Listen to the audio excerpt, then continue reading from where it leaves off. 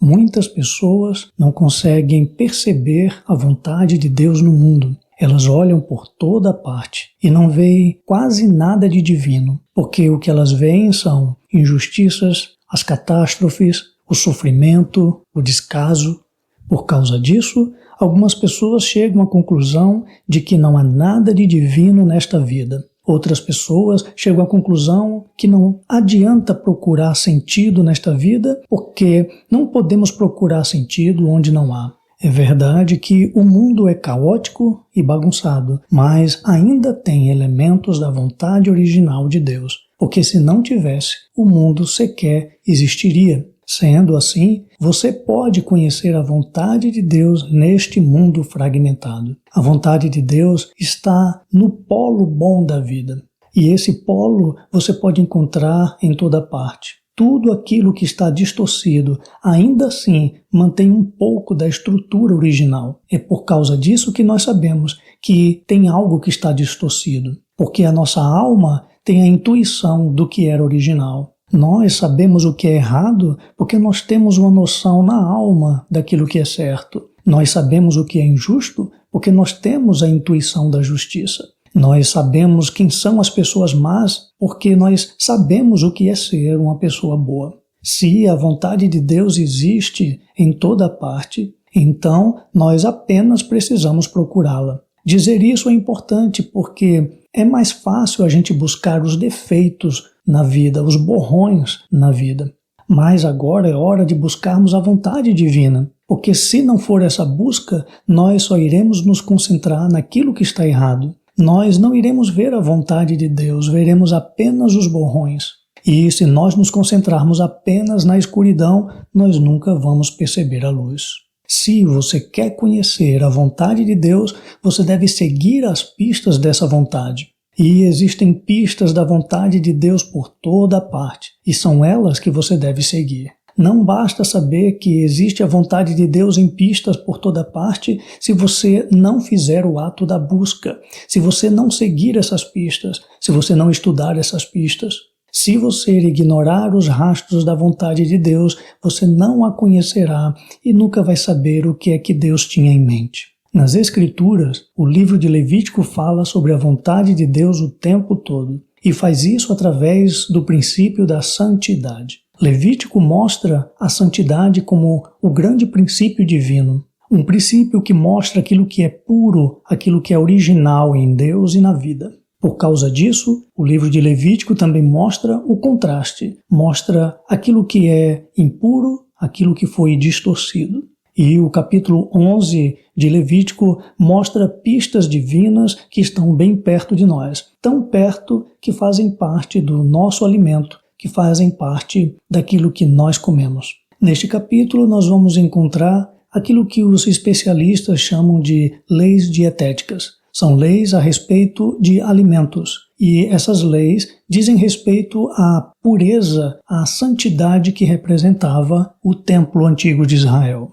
Mas essas leis mostram que são mais do que regras. Na verdade, elas são o que em hebraico se chama de Torá, elas são instrução. Através desses rituais, através dessas regras materiais, nós encontramos a verdade que Deus está revelando para nós. O verso 47 diz que essas regras estão ligadas ao alimento carnívoro. E no decorrer da leitura de Levítico você descobre por quê. O verso 45 diz que de maneira específica essas leis eram para o povo de Israel, porque o povo de Israel era um povo pregador para o mundo antigo.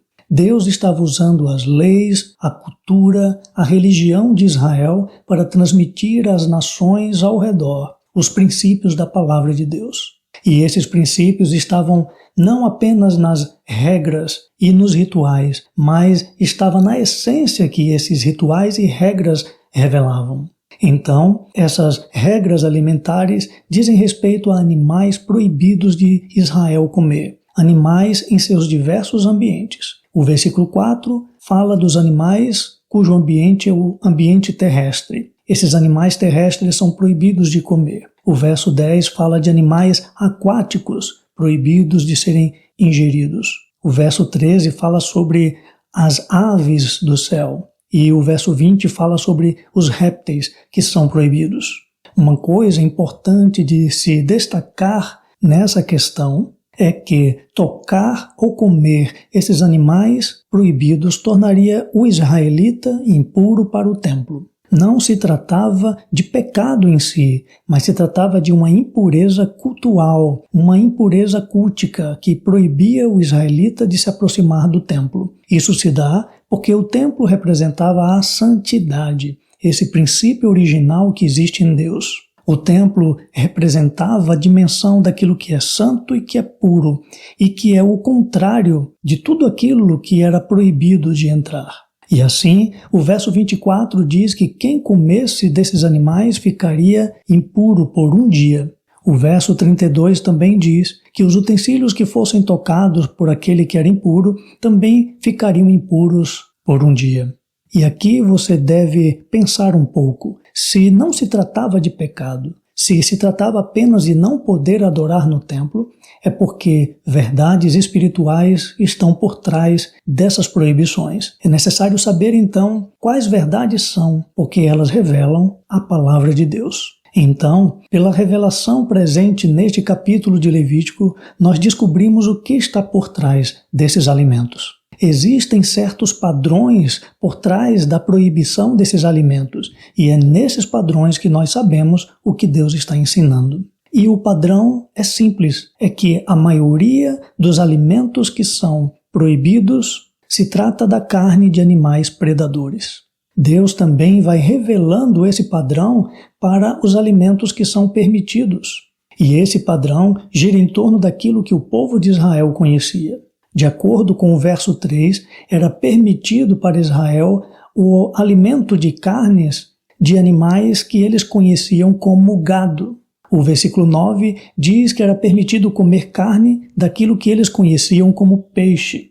Ou seja, esses animais que eram permitidos comer, eles comiam ervas ou algas, como é o caso do gado e dos peixes. E isso era permitido. Mas Deus também revela esse padrão naquilo que era proibido comer. E o padrão é, os animais eram predadores e carnívoros. Esse padrão está presente nos animais terrestres na lista. O verso 3 diz que não é para comer animais que têm cascos fendidos e que não remoem. E isso descarta os animais que têm outros tipos de pata, que são aqueles que eram selvagens.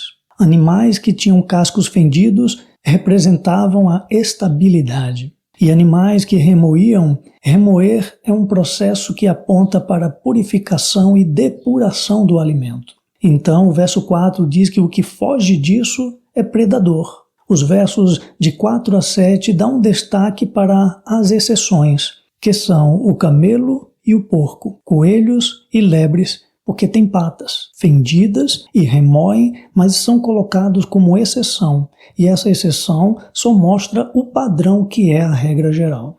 O verso 10 aponta para os animais aquáticos que eram proibidos, e a maioria desses animais faziam parte dos predadores das águas. Os versos de 13 a 19 faz a lista das aves que são proibidas, e elas estão classificadas como predadores ou então aves de rapina. O verso 21 faz uma lista entre os répteis. Nada que lembre serpente pode ser comido. Com isso, essa lista nos mostra qual é o padrão. Os predadores são impuros, porque a predação é impura, ela foge daquilo que era original. Apontam para aquilo que era plano de Deus desde o início, antes da queda humana. De acordo com Gênesis, capítulo 1, versículo 29 e 30, tudo o que existia deveria ser vegetariano, os homens e os animais. Só então, em Gênesis capítulo 9, de 1 a 4, é que a comida carnívora foi permitida como concessão para o homem extravasar a violência que Deus tanto estava querendo retirar. Além disso, Noé estava diante de um mundo destruído e que deveria se adaptar. Essa é a mensagem das regras dietéticas. Tudo deteriorou, tudo fugiu da santidade original. Mas Deus estava dizendo para o povo de Israel, não fique longe das pistas. Fique perto das pistas e você saberá como deveria ser a vida desde o início. O plano, desde o início, é que a vida fosse harmônica entre todos os seres vivos. Não haveria predadores, não haveria alimento carnívoro. A vontade de Deus está presente no tipo de alimento que faz bem para o nosso corpo, que promove mais a nossa saúde, mostrando pistas de como deveria ser desde o início. E essas pistas estão perto de nós, tão perto que estão no prato em nossa mesa. Siga as pistas da vontade de Deus e você descobrirá qual era o seu plano para a vida na Terra. Siga as pistas da vontade de Deus, não siga as distorções do pecado. A forma da vida no mundo está distorcida, mas ainda assim tem um resto de estrutura da criação. E se você não perder essa estrutura de vista, você saberá como deveria ser desde o início.